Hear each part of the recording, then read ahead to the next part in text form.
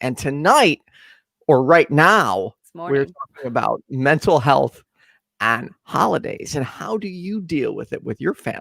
I know some people struggle because of political and religious differences, which can make the holidays difficult, particularly when people want to force their views on you during the holiday. But if you want to share your thoughts and let us know how you deal with it, call the number at the bottom of the screen, 708-554-7836.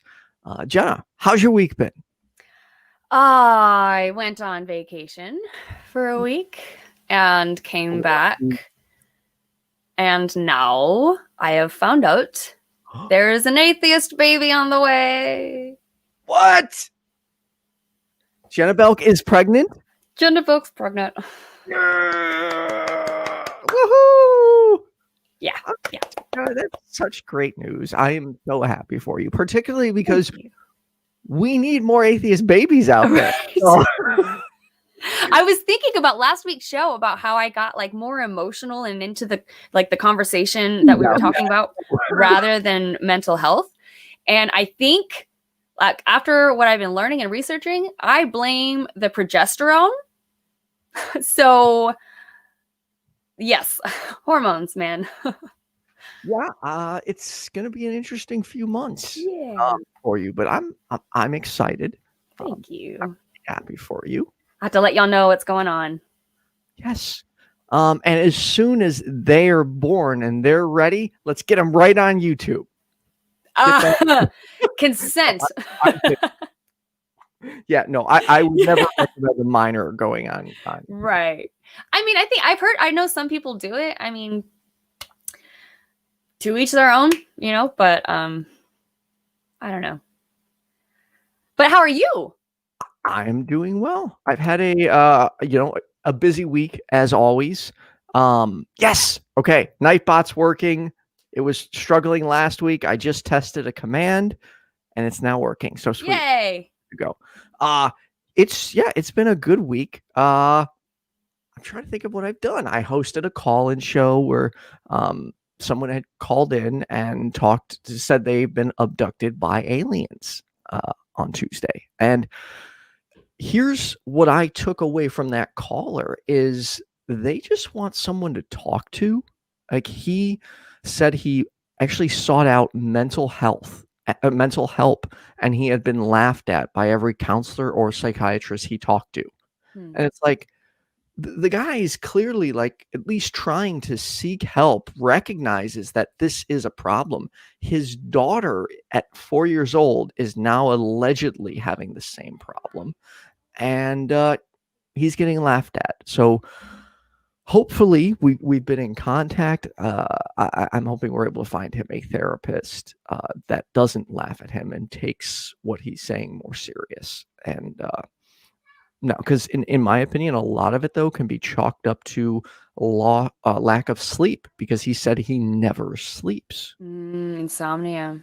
Right. It can do things to your brain. It can.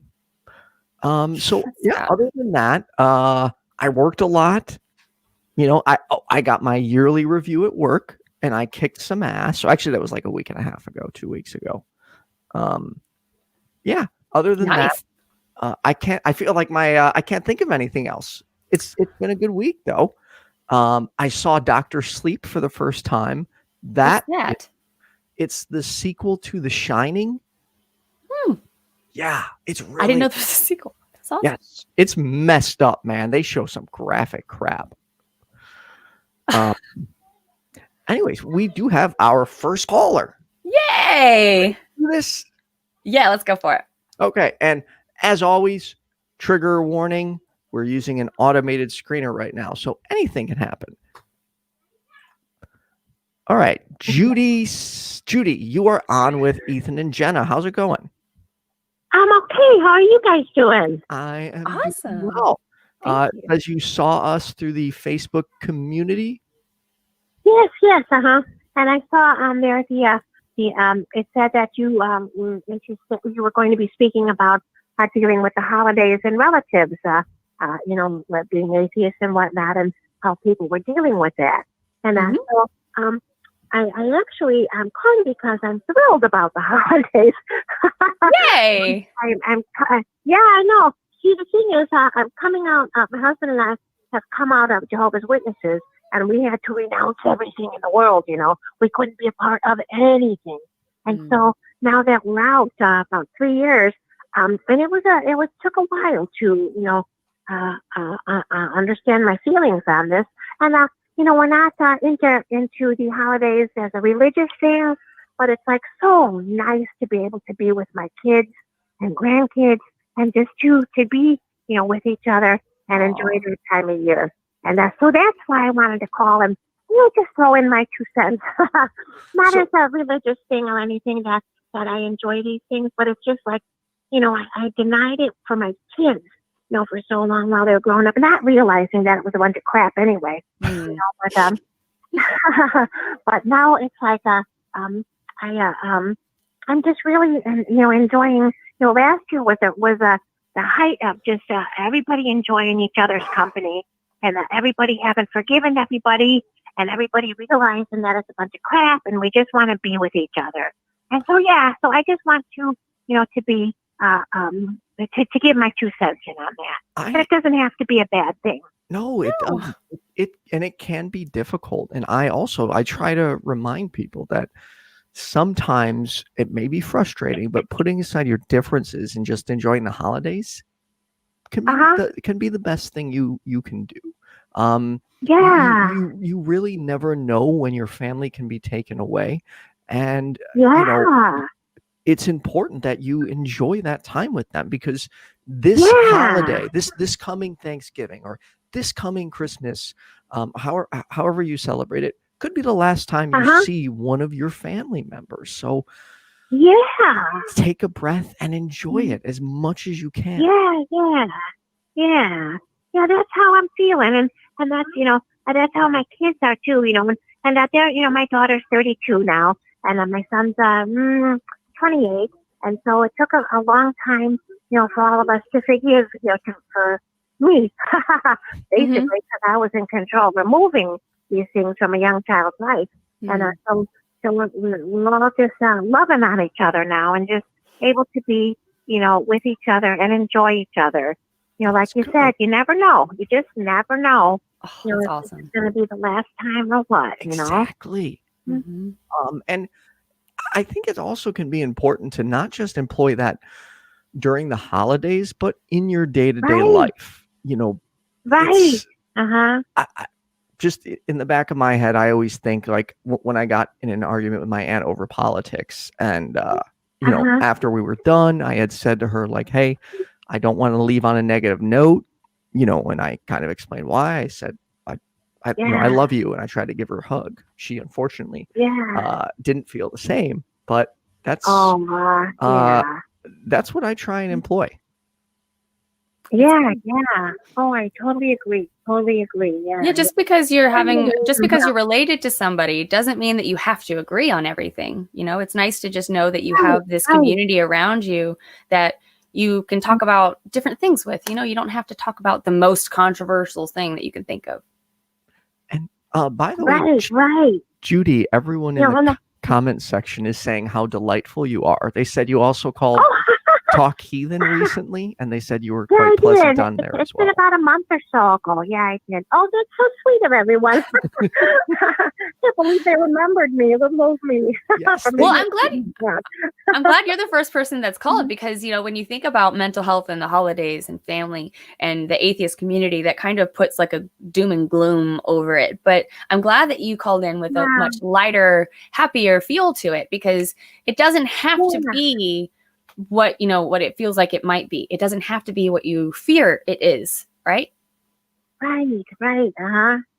Yeah, absolutely. And it was a long time in coming for my kids and myself, for our feelings to heal within each other, and we had long talks of, hey, what the hell happened back then?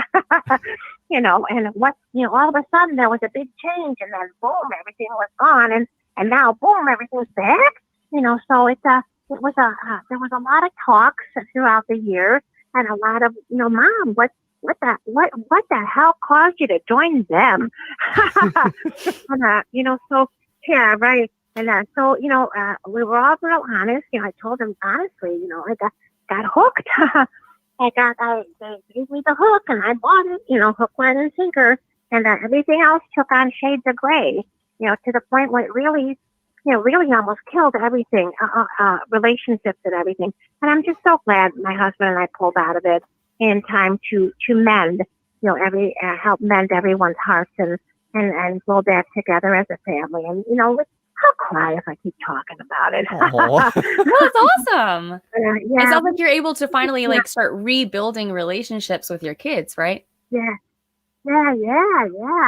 And even though they're adult kids now, they're still my babies. of course. yeah. Always My be your babies. And my daughter baby has her babies.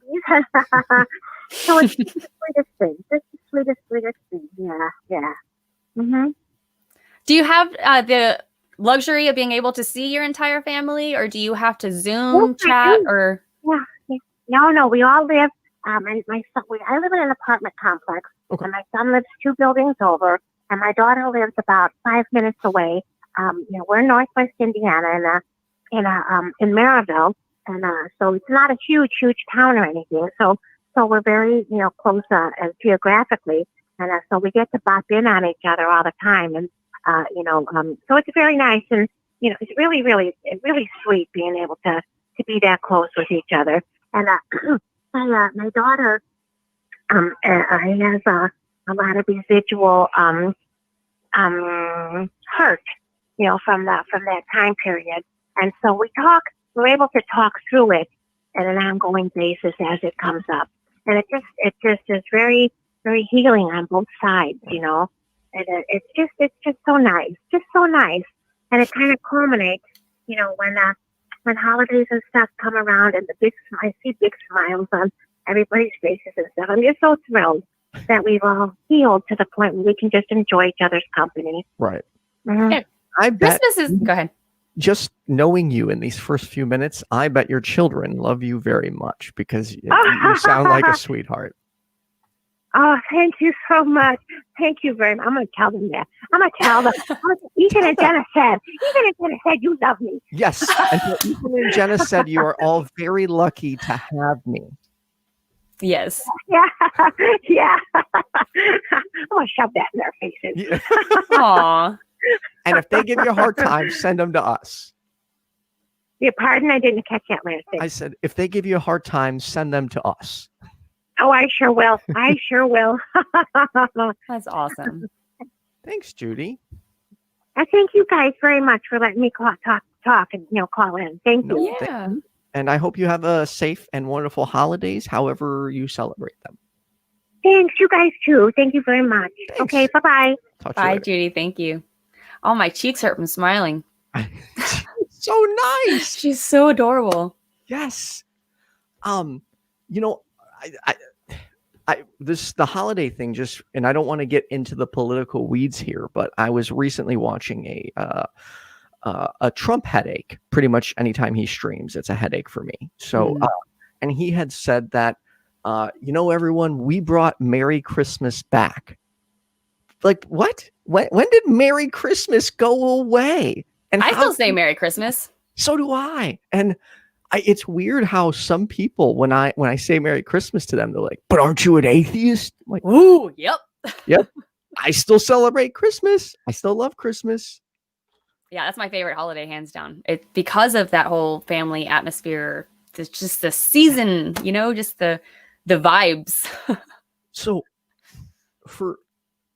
for me, this is going to be an interesting holiday. And, I have talked in the past about, so after my brother passed, like the family kind of had like this split, or I shouldn't say the family, it was kind of me, because of like the depression I went into. And there were a lot of other contributing factors, but I essentially isolated myself from my family and most of my friends for years.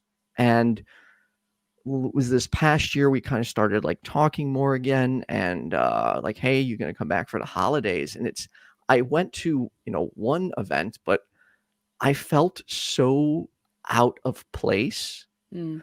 And for that, I'm not looking forward to the holidays as much this year. And it's because like Jenna, most of the places I go and most of the people I'm around, I do feel out of place. So going to a family outing and feeling that again, it's like, and I know I need to start somewhere. I need to just force myself to go. But man, it's hard because I don't feel that same connection. And so what I started doing was I would look for like soup kitchens and restaurants to volunteer in on Christmas and Thanksgiving because I'm like, I may hate the holidays, but other people love them. Maybe Right. I can just help other people have a good holiday. But so I don't know. I'm torn between volunteering and just forcing myself to reintegrate back into the family. Do you think that you need to reintegrate? I mean, I don't know. I How don't. I want my family to know I'm there for them, and I love them, and I would do anything for them. But I just, we have outside of being family, we have like nothing in common. that's a lot of families, I think. And I like my grandma especially. I want to spend as much time with her as I can because she was like my mother growing up. So all holidays, my grandma is just super important to me. She's always been like my hero, the strongest woman I know. So yeah, I for her sake, I know it would make her very happy to see me back with everyone in the family. So when I think about my relationship with my grandma, and I think that we're in very similar situations because I don't feel like I belong at my family gatherings anymore either. I used to. I used to go to every single thing and make it happen. And now I haven't been to anything in a couple of years because of the atheist thing. So because of my relationship with my grandmother, very similar, I'm probably closer to my grandma than anybody in my family other than one of my sisters. And so I adore her. I cling to her. I need her. But I also think that she understands why I don't go to the holidays. And I try to go see her when I can. Right. And just go see the people that I either still have a relationship with or want to mend, and just kind of keep it individual. Because I feel like if you just throw yourself into something, the way that you're putting it, the fact that you're saying force myself, it just doesn't sound like that's something that you need to be doing. But that's just me. Well, I get that. Like I shouldn't force myself, but here's where I'm confused. Mm-hmm.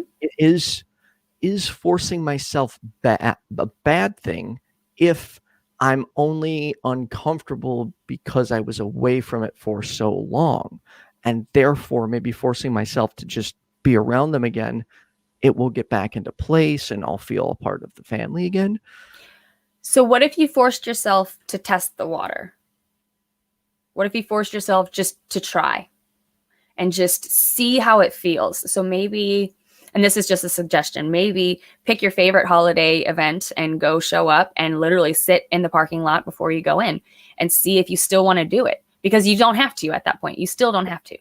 And then even if you go in and it might feel shocking, obviously, maybe give yourself a couple minutes. But if after a few minutes being there, you just still feel awkward and like you just don't belong and you legitimately don't want to be there, you can leave. That's something that I think you were reading out earlier is bring your own car, right? Have your own escape. Yeah, one of those. So one of I just want to get to throughout this show, get to 10 ways to, prevent holiday stress and depression. Oh, are you signed into Call-In Studio? I am. Sweet. Okay. We do have a caller. We'll get to you in one moment. Tip 1, acknowledge your feelings, particularly if someone has recently died. Be aware of them. Talk about them if you need to. 2, reach out if you need help, especially if you're feeling isolated or alone. And that's the other thing with COVID is this holiday season, not everyone's going to have those family gatherings. And I wish, you know what it would be so nice to do is if I could just go somewhere, cook some massive dinner, and let anyone and everyone who doesn't have a family to come out. But then at the same time, I could be contributing to the spread of COVID. So this is a rough holiday. I was thinking about that earlier, actually, about how many people don't have that, and because of the pandemic, can't go, and whereas they would be able to go across the country and visit someone, right? I wonder if we could figure out a way to do some kind of like socially distanced potluck, like where everybody like contributes a dish or something. I don't know, like maybe I just, what they used to have, like block parties in cities I've heard about. I've never been to one, but I've heard about like they close off the streets and they just have the whole block have a party. I mean, it sounds like that's something you could do if you try to keep it distanced, have a table and gloves and sanitizer bottles and masks. Also, real quick, Jenna, I am giving away a laptop. So one of the things to win that laptop is you have to subscribe to this channel. But I'm going to put, if you're watching this on YouTube, I am putting a link in the description. I'm sorry, in the comment section. If you click that link, it's going to bring you to a public Facebook post on my page. And there are the rules on how you can win. Essentially, write, and it's essentially giving me why you need it. Now, if you are not in desperate need of it, I would say don't comment, because I really want this to go to someone who cannot afford a laptop and really, really needs it. You could also help me out by reading all the people's stories and liking the one of whoever you think is the best. But one of the ways to win this laptop is to subscribe to this channel, my other two channels. But yeah, click the link for more information. Yeah, awesome. You ready for our next caller? Yeah. All right, here we go. We got Bob and Gracie. You are on with Jenna and Ethan. What's going on? Hi. Hello? Oh no, it says terminated. Ooh, I hope I didn't. You know what? I think I hit call back. Oh, I nice. Wait here. Let me hit call back, because it will. It won't. What's it called? It needs the callback from my side. Oh, well then I'll drop it. Audio. Nope, I already did it. Okay. So let's see. What's your favorite holiday? I guess I would say Christmas. Yeah. Oh, it doesn't look like they're answering. Okay. By the way, if you want to share your thoughts, the number is at the bottom of the screen. Feel free to give us a call. Tell us about what you're doing for holidays, whether you have to socially distance in Zoom or you can visit your phone. Please record your voice message. When you are finished recording, got a voicemail. There we go. Hopefully they'll call back. Yeah. Yeah, I'd have to say Christmas. This will be my first holiday without my without my ex-wife. So it's gonna be. I feel like I will end up spending Christmas with her, at least in the morning.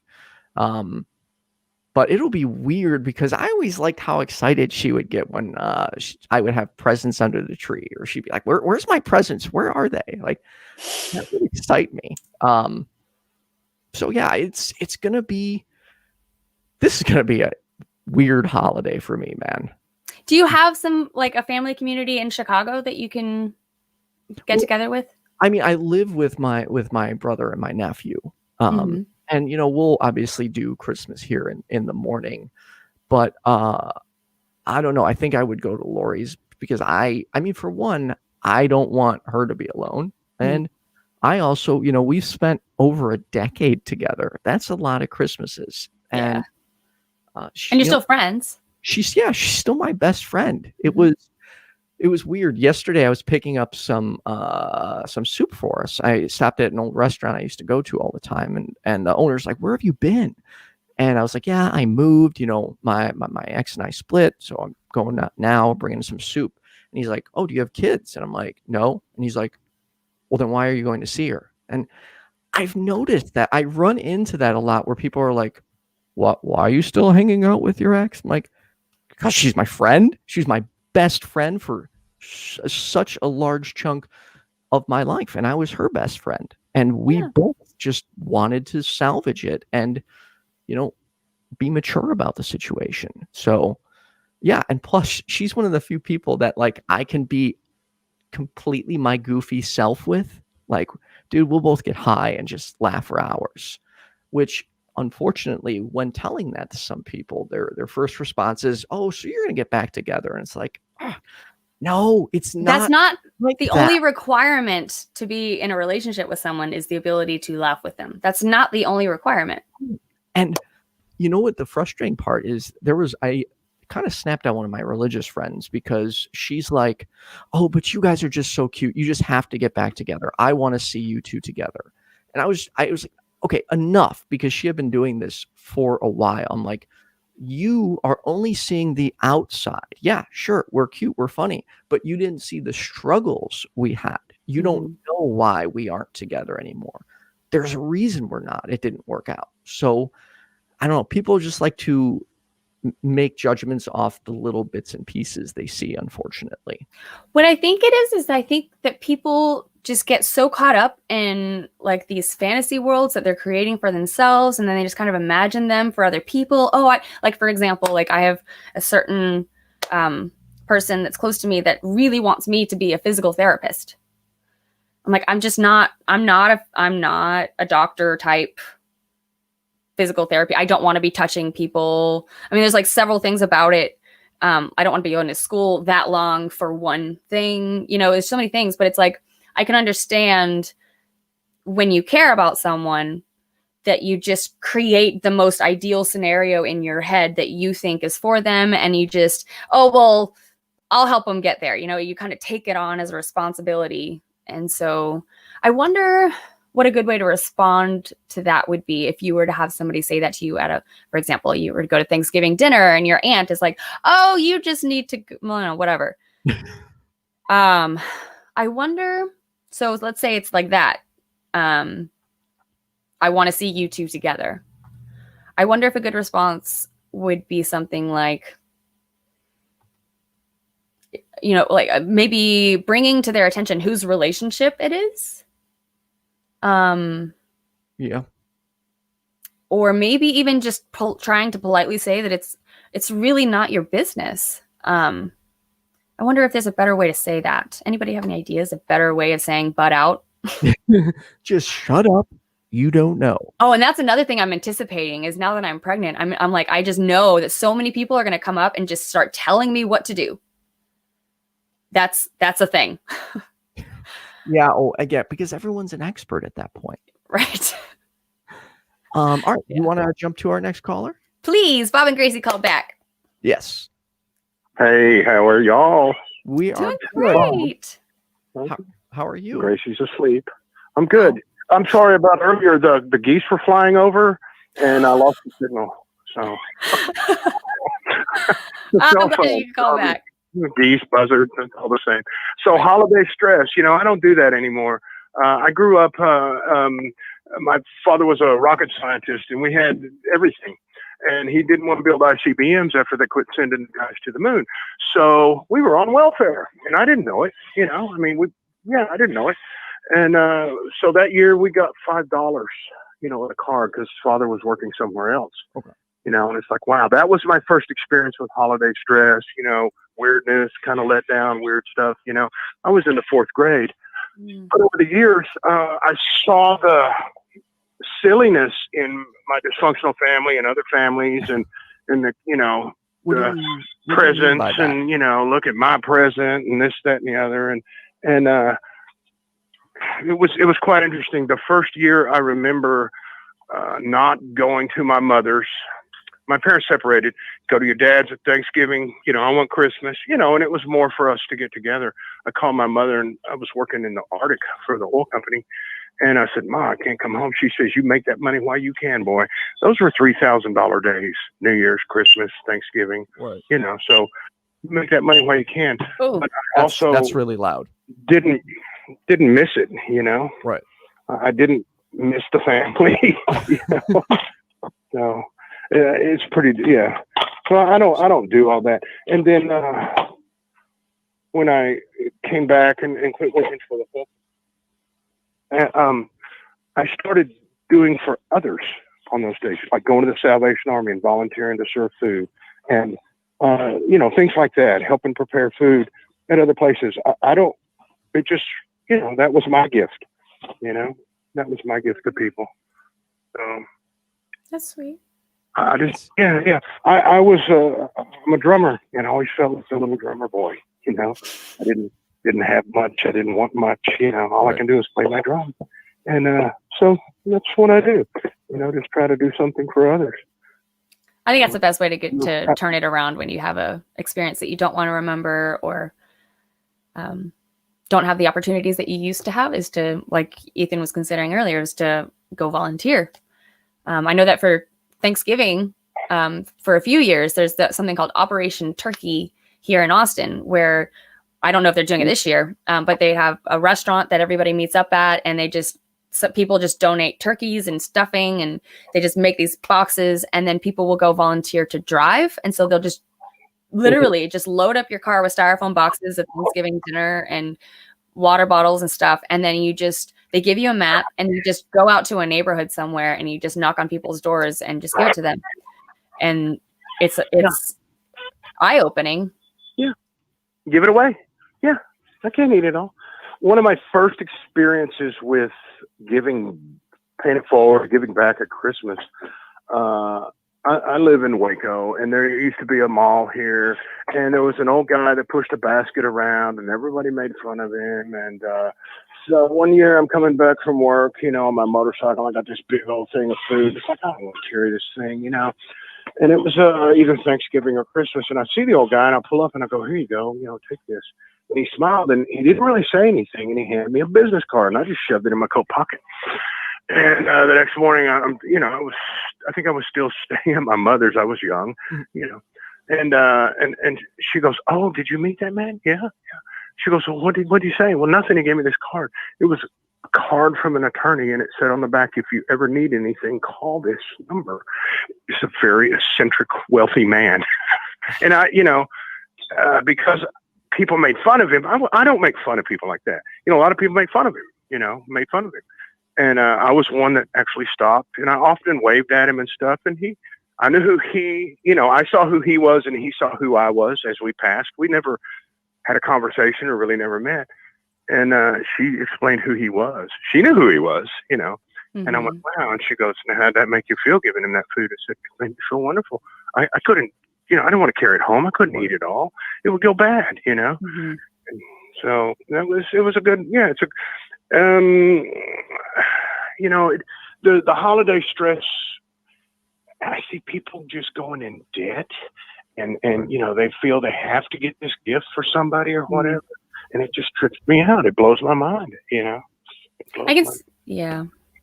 With the presents and everything, the responsibility that people take on. Yeah. Yeah.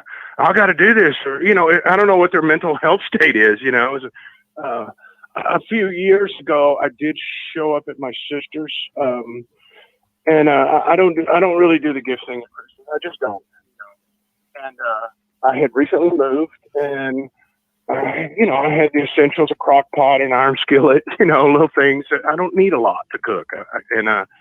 My brother, I knew it was a crock pot. It was wrapped. Well, there was a young lady there who had never seen a crock pot. And she goes, what is it? And I said, well, here, read the book. Oh, that would be cool if I had one of those. And I said, Merry Christmas. And I gave it to her. And my brother blew a gasket. And I said, you don't understand what a gift is. You give that gift with no expectations. Exactly. That's it.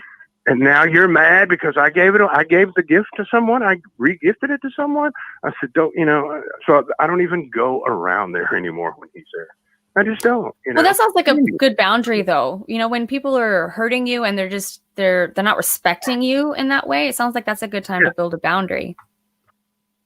Oh yeah, well, just the boundary is there. I don't want to go around. I'm not going to go around you. Right. Look, this guy was always a bully growing up. He's never changed, and in his own way, that's just passive aggressive bullying. Right. He's not beating me anymore. He's just passive aggressive. I mean, so. And I guess that year too, it was, he talks, people like he was talking like I wasn't even in the room, talking about me in the room. And I sent him a message. It's like, look, you don't have to be this way. No. I love you. You're my brother. I don't like you. I don't like how you treat me, but I love you. And so if you want to continue to do that, that's fine. But I'll come another day. It's people are trip at Christmas. Weddings, funerals, Christmas, holidays. Traditions, right? Oof. Doug Stanhope says about traditions. It's old people's baggage. Quit carrying it around. Lose it. Let it go. Mm. Doing it like this for 50 years. Grandma did it that way. Yeah, look at everybody. They're mad. They're drunk. Exactly. Nobody's going to the holidays. They leave. Yeah, you got to get drunk to go to Grandma's Christmas. Right. Don't go. I don't know. Can I? So Bob, I surround myself with people or nobody, at that time that want to do things, that want to bring joy to other people, not through presents though, not through, well, I got to buy this and they're not going to like me or whatever.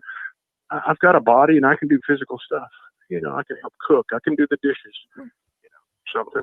hey, Bob, could I for ask other you to people, give your brother a message for me? It's not going to be mean. No. So I have I guess you could say like an emotional investment when I find out siblings are fighting. So all I want you to do is tell him this. I had an argument with my brother and I lost him on Thanksgiving. Things did not end well and I didn't get to speak to him and settle it before he passed. Let him know that, and let him know that not being able to make amends after losing someone is something difficult. It's a tough one. You don't want to deal with, and he should just be your brother. That's the most important thing. I wonder if that's an interesting approach, and I'm not going to say that you're wrong in any way. I wonder if maybe you ask him about himself and try to show him the behavior that you're looking for. I don't know if I'm saying the same thing, but he is the way he is, and he's not going to change for anybody. Yeah, and that you can't expect that. And so if you try to change him and he's trying to change you, then that's just, you're missing each other. And so I wonder if both of you, if you were to stop asking anything of him and say, you know what, do what you like, I love you, and just stop there. Don't even say I don't like you. Don't just stop at I love you, and see how he takes that. I wonder. Yeah. Well, we've had a few moments like he's really never been in a relationship with a woman long term, And I remember he did show up at my house one day and he's kicking the dirt and talking. I said, shut up. Here's what you failed to. Here's what he failed. No. Are you working? No. Here's what he. Here's what I told him. I said, when you take on this woman and marry her, you're taking on her family. And he was. He's like, wow. And I go, you're dealing with her stepkids and her kids. Yeah. So he had never done that, and that was a moment that we were brothers again. And it felt real good. And then what happened? If you don't mind me asking. We continued to be brothers again, and then his wife started wanting to get involved in my life. She's a therapy, physical therapist nurse, and who thinks she knows about cancer. Okay. And it's like, no, leave me alone. and pumping religion, trying to pump religion into my noggin, and it's just like, just don't do that. You're talking to the wrong guy about religion. Okay. Yeah.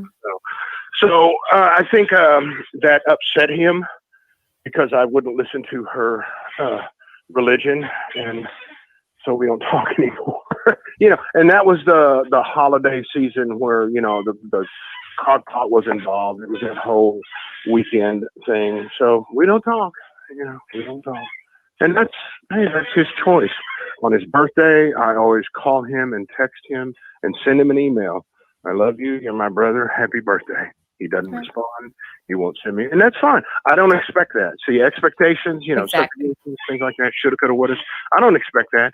But maybe in a way, I know my behavior. I do love him, and he is my brother. But that is my way, maybe in a very small, passive-aggressive way to remind him. Right. You know what? Actually, I wonder if it. You're saying that you have no expectations, and I think that's a good way to start. But I wonder, and it sounds like you're doing the right thing by having this boundary. But to have expectations, I think, is to respect yourself. To have a set of standards.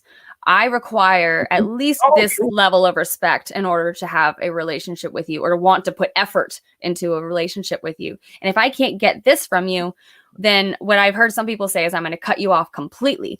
Now, really quickly, when people cut people off completely, that does not mean it has to be forever, right? Yeah, it can be complete enough. Problem. Right. It can be complete enough to get the message across. Behavior any better? You just keep cutting people off. You're going to be alone. Well, but you cut people off when they violate your standards, and then when they to give them the message that you're not going to accept that you're not going to put up with that. And if they want a relationship with you, then you have to come to some kind of common ground. But like like we were talking about, it doesn't have to be forever. So especially when it's your brother, like you say, you call him on his birthday with no expectation.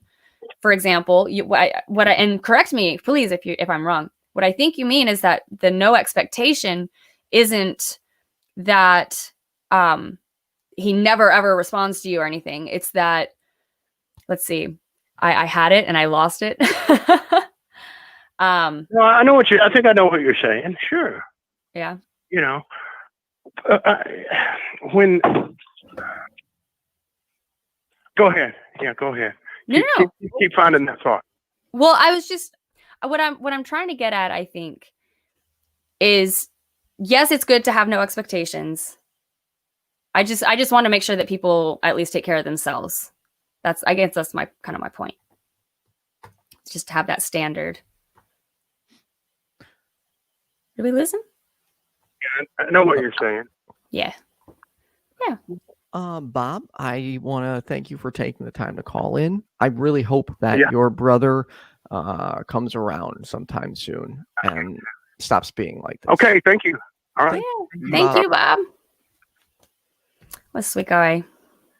Yeah, and then it's just whenever I hear siblings fighting, man, it's just like I just want to be like, stop. There are like don't. You guys are brothers. I don't know. It's funny. That was pounded in my head by my stepdad. Brothers don't fight. And I think it ended up working against him because we would constantly join forces against if one of us was getting disciplined, the other one would come running in and interfere. Like when my brother got spanked, either I or my younger brother would get involved. Like we were always like protecting each other. We'd beat the crap out of each other. But we were just, I don't know, we were always watching out for or having each other's backs. That's good. And my brother gave like the absolute best hugs on the planet. Like he was the ultimate hugger. That's till you hug me. I'm a good hugger. Anyone can surpass my brother's hugs. Oh, yes, I do hope to hug and meet you sometime soon. Yeah. Jenna. Another point we did touch a little bit on it is making sure you stick to your budget. Don't, granted, you may want to make family members happy or get them a great gift, but at the same time, you need to worry about your own finances first. So don't overspend because that will add to more anxiety. And I think Jenna slightly touched on this, is learning to say no, like whether it be a conversation you don't want to have, or if you don't want to go to a holiday get together or family get together, you can say no. Yeah. We do still have open lines. If you'd like to talk to us, call the number at the bottom of the screen. One of these days, you know what? I got to create a spreadsheet for us, Jenna, and then I'll just put like our shows, and we can start adding topics to it just as we think of them. Because good every idea. time we go live, we both forget for a topic. So if anyone has any other mental health topics they'd like to us to talk about, let us know. Ooh, it could be mental health if Trump wins. It could be mental health and dealing with President Trump, or mental health and dealing with the winner. I can't do politics again. Politics is exhausting. Oh man. And it's just, there's so much. And I watch other people. I watch so many people on Facebook who have no idea what they're talking about, and yet they're so confident in their opinion. And I'm just sitting here like, you don't know a fraction of what I know. I don't know a fraction of like what all these smart people know. How are you so confident? Like how? I don't get it. All right. Would you like to get to next caller? Yeah, looks like we have Victoria. Victoria, you are on with Ethan and Jenna. How are you? Hi. Hey, I've been just staring at. I've watched your show for like an hour. I'm like, should I call? Shouldn't I call? Should I call? And then I'm like, okay, I'll do it. Nice. I'm like super nervous, but I'm here. Is this the Vicky I personally know, like that we've met up? Yes. Yeah. Hey, how are you? I'm good. I mean, I thought I'd bring in a couple of perspectives first because I work in actually worked in a mental health facility. Ooh. It's all women, so yeah. And around this time, we actually get like a big influx of people because holidays are very hard for people with mental illness because they have that broken relationship with their families or they had family trauma, and then that kind of time of year reminds them of that time. They come in, a lot of them with like PTSD and drug addiction and other things around this time. Mm-hmm. So yeah, it's always a hard time of year, and even for us staff because we have to take care of them. Right. I was reading before the show that December has the lowest suicide rate. Do you know if that's accurate? The lowest, I heard it was the highest suicide rate. Whoa. Yeah. Those are conflicting. Which month has the highest suicide rate? So, do you work more hours during the the holiday season then? I mean, I have a set of hours that I could always pick up hours. I'm not obligated, but they always ask me. Like even now, every day, it's like, do you want to work more hours? We're short this time. We're short that time. I'm like, no, I'm good. Well, how do you handle the holidays? It's always hard. I'm curious about you. I'm sorry? I'm curious about you and your holidays and what you're doing and how you're preparing. I don't know. I mean, yes, family. I don't know how to answer that. Well, are you traveling or are you going to be able to see family? Are you close with them? Is it going to be, is this something you're looking forward to or dreading? Oh yeah, and then my personal experience, it's always hard during the holidays, especially this year. We lost 2 family members on my husband's side. So this year is just going to be very difficult on his end. This year, my parents are separated and I have in-laws and I have a little baby. So I'm going to 3 different households every holiday, and it's always tiring. I'm always dreading it. Oh. Especially if that family separation. And I had a talk with one of my in-laws last year. I'm like, hey, can we get somewhere together, all of us? Right. Like it's a huge group because it's always so hard going to 3 different places. Mm-hmm. And then always that obligation of getting gifts for everyone. I even told everyone this year, I'm like, I don't think I'll be able to get gifts for you guys because of, issues with bills, and we had base employment at the different stores. So it's always so hard. And then having that big fallout with my father because, political reasons and other reasons, it's always hard. Yeah. And real quick, Vicky, if I remember correctly, you're either agnostic or atheist. Is that correct? Yes. Yes. Okay. I mean, it really does not get in the way That's good. during the holidays at all. Like I said, like the big thing this year is the political issues, because my father, he was always like an avid, Democrat, and he always supported the Democratic Party. Even like when Trump got elected, he's like, oh my God, I can't believe he got elected. I can't believe it. Like, he was out of shock and disbelief, And then this year, he's like, oh, he's killing it. He's doing so well. And he would even argue with us if we vote for him, and just all this stuff, to the point where, we had a yelling match. And I'm like, you know what? If you're going to talk to me this way, I'm just going to hang up. Don't talk to me. Leave me alone. And I don't even know how to talk to him anymore.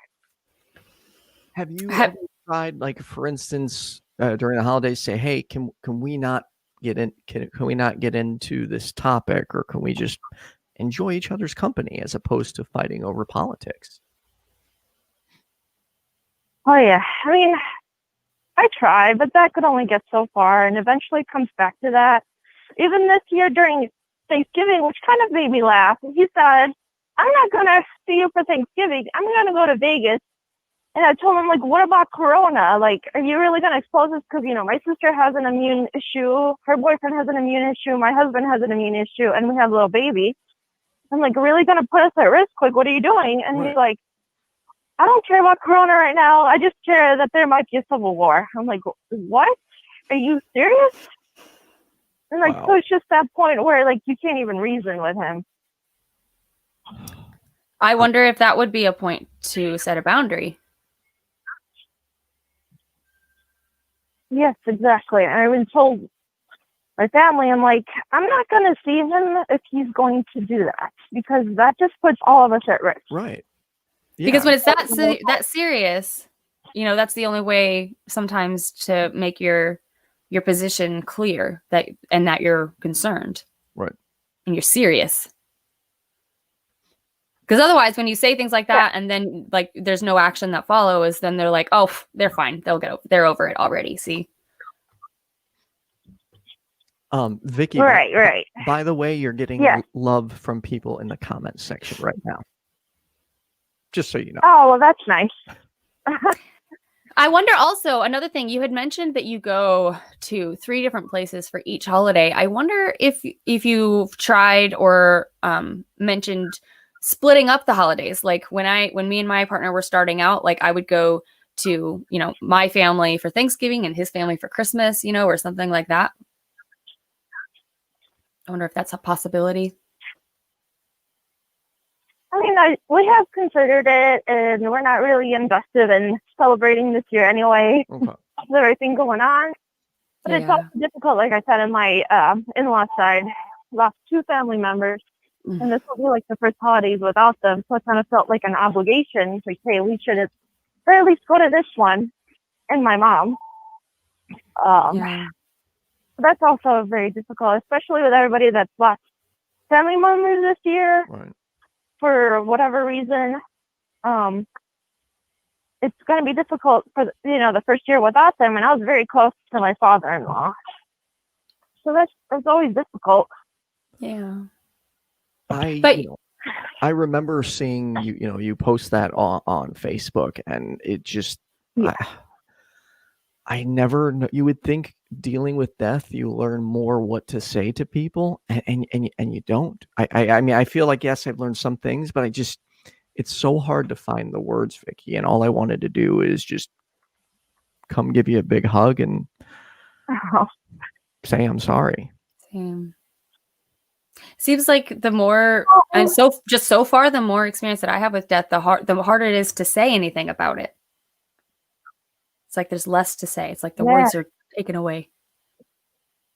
It's just so sad. It's just so. Exactly. And me dealing with people that are sad and depressed, every single day at work, it's draining. And, I would think I would know how to deal with it in my own life. And it's like, you really don't. So you can't really,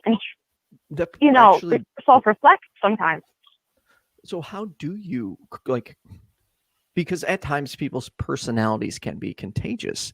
How do you deal with your own mental health when you're around that all the time? And does it, for instance, if you're around people with a lot of anxiety or depression, does it weigh on you and impact you, or are you able to separate it? Sometimes I can, sometimes I can't. Like when I am able to handle it, you just kind of have to,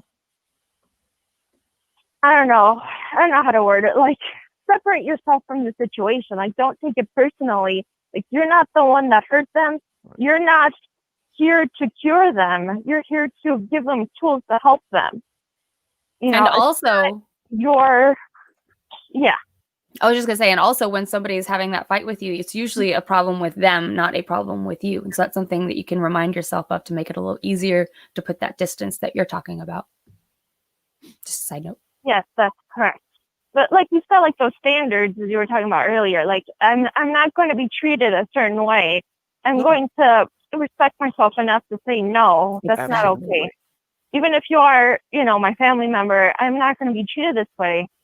And until you find that respect, and I'm not going to engage, because I value myself more than I've always, even as a kid, I didn't have this much self-respect, but now I do. I have to remind myself that like I do not deserve that treatment. No. And remember also that they don't necessarily have that ability if they're not doing it. They might not have the skills that you've developed yet. And so that kind of makes it easier for me to be more patient with them, because they don't know how to talk to themselves any nicer than they're talking to me. Usually. Yeah, that's right. So, as far as dealing with patients, just a couple of things to remind them is like, what happened to you isn't your fault, but you are responsible for what's going to happen to you now. Right. So you have that kind of responsibility to take control of your life. And whoever hurt you isn't here anymore. Yeah. It's always hard. It's always hard because you kind of get that, I don't know how to say it, that empathy feeling, like you feel their pain, you take in some of that pain and some of that anxiety and some of that depression into yourself without meaning to. Like, I try to distance myself, but it's always hard. Right. But you just do the best you can. Like, just give them support, show them that somebody cares, that somebody supports them, that somebody thinks that they're worth it, that they're worth having a life. And those are the people worth pushing to go find. Mm-hmm. Some of those people don't even know kindness. They're just showing them that kindness. It makes a big difference. Yeah. I love what I do because of that. Just showing them that, hey, there's somebody here that thinks they're worth it, that doesn't think you're a piece of crap like your family's been telling you. Like, it makes it worthwhile. I wish I would have actually consulted with you. I wish I would have known that you worked for mental health, because when I went through my incident a couple months back, I made the poor choice because I didn't know better. So I just went to the ER, and that's where everything went to shit. I wish I would have talked to you and asked for a suggestion on where I should go when it's, real late and I'm struggling and I was clearly in need. But that's real quick. I went to the emergency room, and they, within a few seconds of me opening my mouth, they locked me down and forced me to this facility. Do you want to know how much the bill is after insurance? $5,000 for 2.5 days. It forced in a place that I didn't choose to go to. And that's after insurance. How messed up is that? Don't get me started on insurance. All the time. Yeah. All the time. The insurance thing is always an issue. I'm always fighting with them. They're not covering a medication, or saying, or we have two issues in our facility. Either, hey, they're not sick enough to be there, so you got to kick them out. Even though they're struggling, they're still dealing with anxiety, they still need skills. You're not sick enough. You shouldn't be there. Or you're too sick. We recommend that you send them inpatient. I wonder how do you find that out, whether someone is sick enough because I went to rehab and I wasn't sick enough to get the full month. I was only sick enough to get the 2 weeks. Like, how do you measure that? I missed out on 2 weeks of a program because I wasn't sick enough. I really don't know what their standards are. Just if you're doing well, if you're not acting out, all these things, and insurance is like, you're fine. So if you're compliant, that happens. It's just ridiculous. Or they say, oh, you need a lower level of care. You know, we'll do partial hospitalization, but we won't do residential. Which is ridiculous. Like, these people need help just because they don't always show it outwardly, or there's no like documentation of it or whatever, doesn't mean that they don't need help. And to answer your question, Ethan, I would definitely recommend seeking a therapist or counselor first before you go to the ER. Unless you're in like some kind of emotional crisis where you're at risk to yourself, and definitely seek a therapist or a counselor first. Yeah, I mean, going forward, yeah. I would do that now. I actually got to follow up with this therapist again, but it was a dire situation. It was not something in that moment that just talking to someone would have fixed. My brain was just all that was there was like suicidal ideation, like, and anxiety. So at that moment, talking to someone was just not an option. Like, I needed something. I needed something. Don't know what, but something. No, I mean, at that point, you made the right choice. You went to the ER. Unfortunately, that's always a slippery slope because you are at risk for being locked up and institutionalized. And I've had to do that to a couple of people, well, some people, because of that, because they're too sick to be there, because they're at immediate risk to themselves, because they've already tried something or are at high risk for trying something, or insurance cut. They're not paying for any more days, and they're too sick to go home, or they're at risk for themselves. Right. And I have to make that hard decision at least once a week, and it's always difficult. But at that moment, you did make the right choice, even though it cost you a lot of money. And I would argue it cost me some trauma too, the way I was locked away with no human interaction and having a psychiatrist yell at you. Yeah, not an ideal situation. You're correct. Mental health institutions, they get like the end of funding. They don't really get paid well. Mental health isn't getting enough funding. Mental health, we don't have enough doctors. We don't have enough therapists. We don't have enough counselors at schools, and kids are getting suicidal. It's a hot mess. It's not a very good way. Those reforms. It's not a very good way to encourage, reform. It's not a very good way to encourage focusing and repairing mental health if you're not putting any money into it, right? You're putting all your money into the military. Absolutely. I agree 100%. Money does need to go into mental health. Just people don't take it seriously.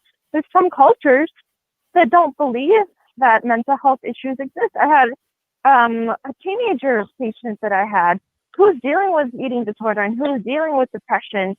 And her mom, being of like a very religious background, told them, like, you're fine. The reason that you're having these issues is because you're not praying enough. It's because you're not reading the Bible and all these stuff. I'm like, no, that's not how it works. And that's very sad because I see those issues every day. Like, you don't see it. People are walking around. They're not as apparent as someone like with a physical disability or with diabetes or something, but it's very, very real. Hopefully we can get some links of the Secular Therapy Project and Recovering from Religion in the chat for people, because that is something that we want to avoid, is people having to be forced to pray. Yes, absolutely. You know what? I have a weekly template I use for our shows. I'm going to update it to include seculartherapy.org and Recovering from Religion right now. Secular Therapy Project. Yeah, that's awesome. Isn't it? Yeah, it's seculartherapy.org, isn't it? That's a good question. Yeah, that's the okay. list. Okay, cool. Okay, good. Just want to make sure. Awesome. Thank you so much for calling and telling us all this. Oh yeah, anytime if you guys want to reach out, message me, whatever. It was great Yay. talking to you guys. It was really awesome. Good. Thanks. Thank Nice you. talking to you, I Victoria. hope you have a safe holiday. All right, thanks so much. Talk to you Take later. care, you guys. You too. Okay, bye. Yeah, telling someone to pray away, that's really one area I draw the line. Like, no. If you want to pray in addition to seeking professional help, fine. But do not tell someone to pray away their mental illness or medical problems. That's You might as well be telling them to wish it away. yeah, exactly. I don't want to say it does nothing. It's just likely that it does nothing. There's a 50-50 chance. And I'd rather go with the doctors than prayer. Okay. The video has been updated. So in the YouTube link in the description, everyone, you should now see secular therapy and recovering from religion, I believe. Awesome. There was one other point I wanted to make on what that caller had said, but unfortunately, I forgot. So we'll get to If you remember, just let us know. All right. So IQ, the auto screener, put you in as inquisitive laundry. It's for those who don't know, it's inquisitive quandary. I do require, proper scrubbing from time to time. Hi, IQ. So how is everybody today? Doing Jenna, well. you're glowing, by the way. Really? Yes. I feel the hormones, man. I feel so much love. It's not even funny. I've been like texting. I just love you so much. I would have probably sent you a private message, saying you should probably go take a test because I know that glow well. Really? Awesome. I like that. Thank you. How are you? So yeah, I'm good. It's a sunny day, very windy, and I woke up this morning. That sounds weird, That's but always you a learn to plus. appreciate life just because it's life. Mm-hmm. Try not to take things for granted, which is the name of the game here. We're talking about celebration, right? Right. Holidays. Why do we have holidays? It's, it represents this innate human tendency to take things for granted and stop and take time out to remember things and to give things credit and homage. And, we get caught up real easily in the celebrations just being the motions of it, like Christmas is buying gifts and just doing this and that, and Halloween, you dress up, you drink, or whatever it is you do. You go through what the parties are, what the celebration is, but you're not considering the remembrance of how important it is to not take things for granted. Mixing up. I'm an atheist, but I love Christmas. I am not celebrating Jesus's birthday. No, this is something that I do because it's just the feel of the because it's winter. You got the hot cocoa and you've got the family and you've got the scenario that's just, it encompasses a lot of warmth and community and kindness and stuff. And this is something that I kind of carry with me all year round because I try not to take things for granted. Give yourself this daily remembrance of what you have around you and what's good in your life and things you should focus on, and just always focus on them. And it's still good to have these celebrations because it is easy to forget what's good in your life. Real easy. It is, especially because there's a lot of bad. Well, it's not only that. I think, going into social media these days, most people only post the best parts of their life on Facebook. They don't talk I don't see other people doing like what you and I often do, Jenna, or talk about mental health on our Facebook, or at least I do that. And people only see the one side and think, wow, this person's got all this. They've got a car, they've got a job, they got money, they got their family, and they don't see all the bad. So once they see someone having all this, they in turn start getting depressed and think about the things they're missing out on. because they're not seeing all the things the other person is missing out on. Yeah. I wonder if it's mixing up tradition for holiday. Do we do this because it's what we always do? Or do we do this because it's healthy and we enjoy it and we like doing it? That's something that right after becoming an atheist, I had to start reconsidering, as Christmas, right? Or Hanukkah or whatever it is for you. When you lose that, you have to rethink, okay, well, what do I want to keep? What do I want to get rid of and why? What's the point of it in the first place? That's where we run into problems with a lot of this. It's when tradition starts to override respect. Right. Because that's what the holiday is, right? You're respecting something. And when the tradition falls in and it starts to outweigh the respect, you're doing the complete opposite now. All you're doing is just respecting the tradition, and all you're doing is just falling into a spiral there. You're doing exactly what you're trying not to do. Remembrance. Yeah. And when there's situations like where there's mixed faith households or just family members that have moved on to something else or something different, or they married into a family that has a different belief system, and then families start drifting apart because, it's about what are your values? What are you really valuing here? Like, when it comes to Christmas, do you just love, the Christmas tree?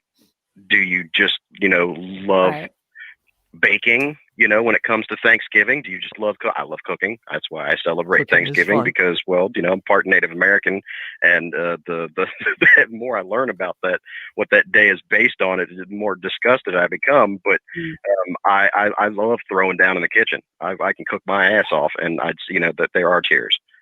IQ, hopefully one day we'll not only meet, but maybe you and I can throw down together in the kitchen one day too. Hell yeah. It sounds like a blast. There's usually not much leftovers. So are you looking forward to Thanksgiving, IQ? Yeah. Well, I'll actually, have a few days where I'm like not working, which is always a bonus. Yeah. That's probably the best part. I love cooking, and I never have a chance to really cook much anymore because I'm always working. So it's a win-win. How is your situation going? Like, how are you going into this? Is it something you're dreading because of a family situation, or something you're looking forward to because of the family? Or I'm sorry for picking family. It's not really anything I dread. Given my exact situation, which I won't dive into too deeply, but I go home to that situation every day, and I don't know if tolerance or I'm copacetic about it.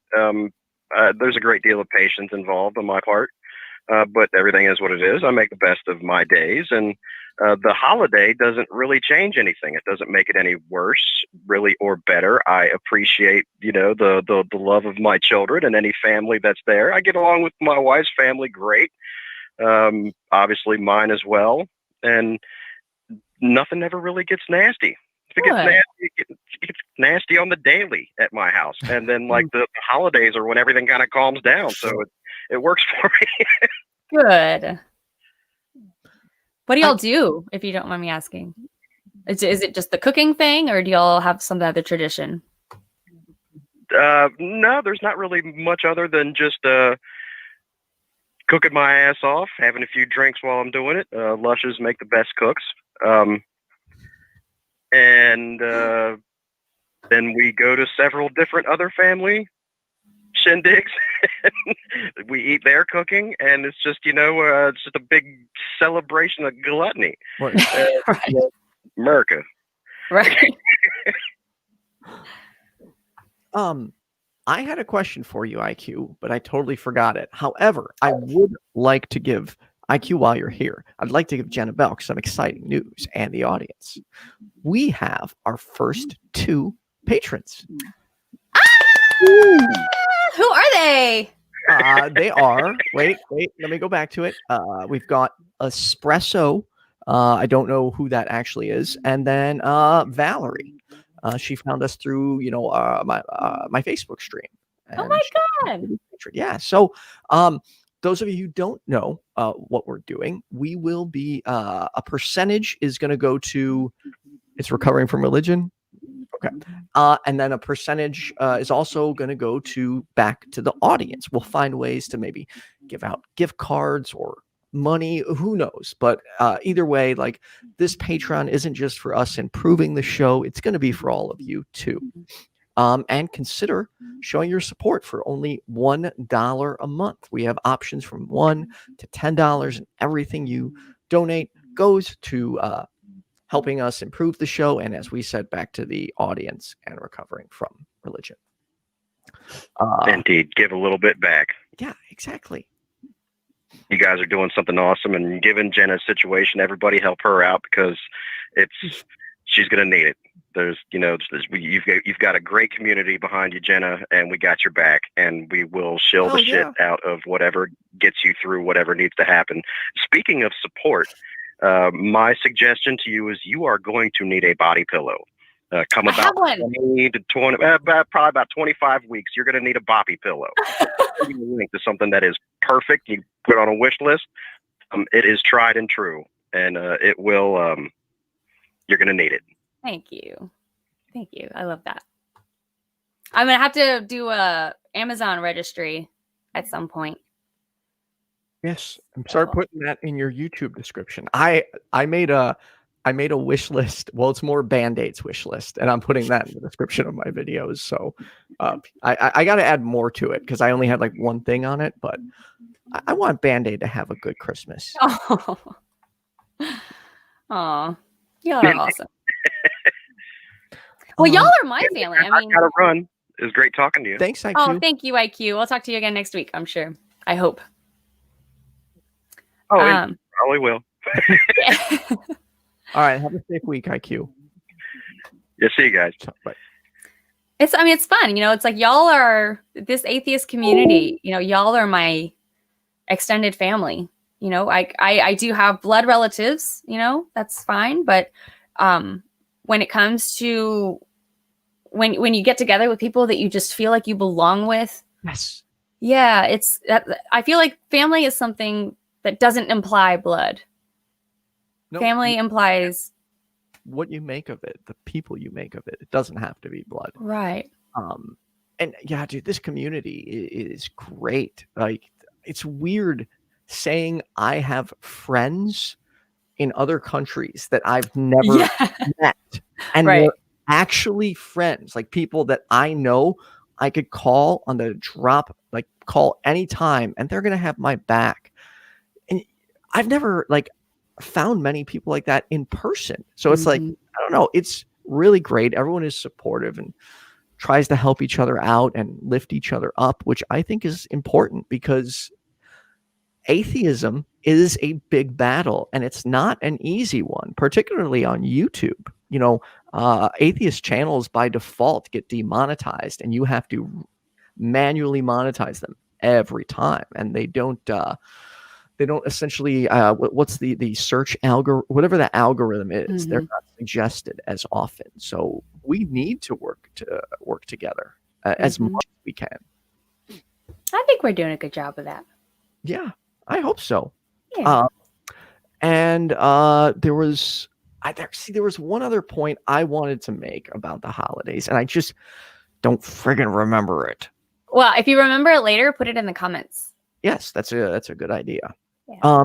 And also, if you have a mental health topic you'd like us to cover, let us know because we still don't have a topic for next week.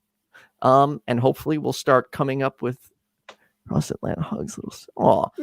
Best name. When I see you, with your consent, of course, I'm going to give you a huge fucking hug at Faithless Forum next year. With consent. Yeah, with consent. Yeah. If you enjoy what we're doing, make sure you like and subscribe to our YouTube channel. If you're watching us on Facebook, click the link in the description and that will bring you over to YouTube. And it's weird. Before our videos start, we'll get one dislike, and then by the end, that dislike switches to a like. However, this is the first episode where that dislike didn't switch to a like by the end of the episode. Shucks. You know what? Something that I learned from waiting tables that has been well applied at anything is you literally cannot make everyone happy. No, that's true. Like, no matter what you do, it is impossible to make everyone happy. Remind yourself. I love Kenneth's idea, by the way. We should have a Patreon fundraiser selling the naming rights to Jenny's baby. Let's do it. That's funny. No, can't do that. I have to come up with something like that. But I've been thinking about baby names since I could walk. So that's fun. I personally, when I get asked why I don't have kids, I just say, hey, I'm fucked up enough. I don't want to bring another fucked up person into this world. That's how I look at it. And I don't think I'm responsible enough for a child. Like, I don't know. Maybe I'm too hard on myself, but it just scares me a lot because I think that you and I could have a long conversation about that. I don't want to do a bad job raising a little human, man. I'm so terrified. And I watch so many parents fuck up their children. And I'm like, I'm not going to do that. This is why we are promoting teaching people, not just adults, but children, how to think, not what to think. The way that I've figured it out is, and something I've been studying, because I don't want to raise my kid the way that I was raised. I've been doing research into trying to figure out what I would do differently and why and how and all that. And what I think I've come to is to realize that I'm here to help this kid. I am here to be a resource and to help the kid when they need it, right? Once they're capable of doing things on their own, there's no need for me to do those things anymore. And it's just like, they build up. And so I don't think that you can, we'll have to talk about, you know what? Maybe we should do mental health and parenting or pregnancy or something next week, because someone did just suggest that. The problem is I'm not a parent. I feel like doing parenting and mental health without having a parent on here wouldn't necessarily be the best idea. I mean, technically, I'm kind of a parent. True. Now. I just find that people don't, like, anytime I offer input, it's always, well, you don't have kids. You don't understand. This is what I see is nobody knows how to parent. You figure it out. That's what I'm saying is no matter how bad you mess someone up, once they're on their own, they figure it out. I mean, that's you have no choice but to. So, and I agree with this. Music gets me through some dark times. Like, it can lift my excitement. It could put me in the zone. Yeah, the music I listen to is paramount to my mental health. Why does that keep going away? Anyways, that's all I got, Jenna. Did we cover everything? I think so. All right. Well, we just have to figure out a topic for next week, which we'll figure out. And I just saw this. The absolute highest compliment I could give someone is saying that I think they'll make an extraordinary parent. And he thinks I'm going to be a good parent. I appreciate that. I really do. I would go as far as to say, I know you're going to be a good parent. Because you're a great human being. Oh. Thank y'all. I hope so. And by the way, if you haven't had enough atheist content yet for the day, even though this isn't necessarily atheist content, go to Talk Heathen. It starts in 35 minutes. They always look for theist callers to talk to. So check it out. That's kind of where I made my debut by making a phone call and talking to Eric Murphy and Vila Bianca. Nice. And I'll be on AXP right after that. Oh, yes, you're on today. Woohoo. Yeah. And real quick, we forgot to cover what we've got going on this week. So this Friday, I'm going to be on Truth Wanted. Woohoo. Congrats. So excited. Like, when Dan asked me, I was like, yeah, I want to be on Truth Wanted. So pretty excited about that. This Tuesday's perspective, we're going to skip this week because it's the election day. Going to be focused on politics. And I am going to be going out and about and see with a camera and seeing if I can talk to people outside of like the election area, or sorry, outside of this district where we vote. I'm going to see if people will be willing to talk to me on camera about who they voted for and why they voted for them. Other than that, that's actually, I don't have anything else going on. Otherwise, next Sunday, I'll be back on the Ethan and Jenna show. Awesome. I have Atheistasis premiered every Wednesday at 4 p.m. Central, where we're there in the live chat to watch. And then right after, we go to a video chat in my Discord channel and we talk more, because the whole point of Atheistasis is to learn. And so I want to keep learning. I want to learn about what I'm learning about and learn more about that and about that. So that's that. On Fridays, I'm doing a live Twitch stream for Carrot Noises, where I'm I crocheted last week. I'm painting. What I'm doing? Okay. But crafts and chatting. And then the Ethan and Jenna show every Sunday. And I'm working on a couple other things. Keep an eye out. And also, I just have to mention, I did lose my job because of COVID. And we'd been paying for the best insurance for the past couple years. And now I've lost my insurance. And now I'm pregnant. So any help for Patreon would be appreciated. But yeah, that's that. Well, please check out her Patreon. There is a Linktree link in the YouTube description. You click that and find it for her. Everyone, thanks for tuning in. We need a closing line, and remember, take care of your mental health or something like that. We had one last time. I forgot what we decided on. Well, people in the comments, if you have a good closing line for us, let us know. But seriously, make sure you take care of your mental health. This Tuesday, be safe. There are people that are insisting there's going to be a civil war. Don't think that's going to happen, but violence has been up, at least in my area, right by my old house. There has already been 3 shootings in a week and a half. This is a town that never has shootings. So it is getting out of hand. So just be safe. What? I just realized that when I went on vacation, there were several people that I saw, and me and my partner were kind of confused by it. And now it's kind of making sense. Several people walking around talking about a revolution and getting campers, and something might actually be happening. I don't know. And I don't know. The thing, I got a little freaked out after learning about the Oath Keepers. They're like a far right fringe group that has military and police that believe a civil war is coming, and they show undying support for Donald Trump. So yeah, I a little freaked out. I know violence can happen on both sides, but I'm more terrified of the party that is obsessed with God and guns and think everything we do is an attack on their freedoms. So yeah, they freak me out a little bit. Yeah. But yeah, that's all I get. Everyone, have a safe week. Take care of yourself. Bye.